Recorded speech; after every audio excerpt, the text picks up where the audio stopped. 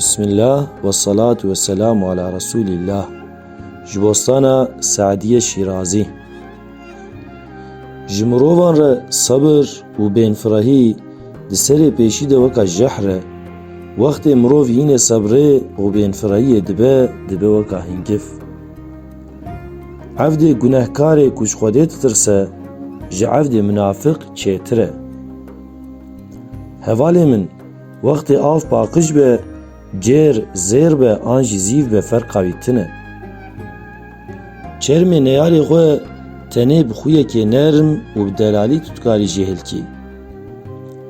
Ku Xwedê hêz û qewet dabete, lazim e ji bo şikrê vê ni'metê tu barê zeîfa hilgirî.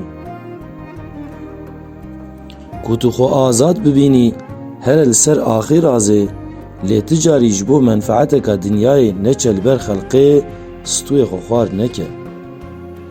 Tu bi neyarê xwe yê herî mezin re bi nefsa xwe re li eynî odê li eynî ciyî dimînî. Yê dirana dabe, helbet ê xwarin jî bide.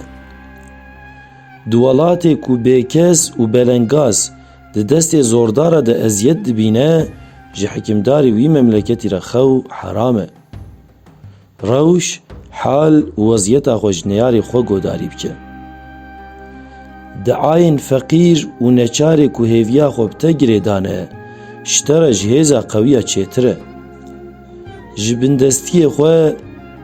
bindestiyê xwe re dilovanî û rehm bike, qena tu ji neyarê xwe bi qewet zehmetî nebînî.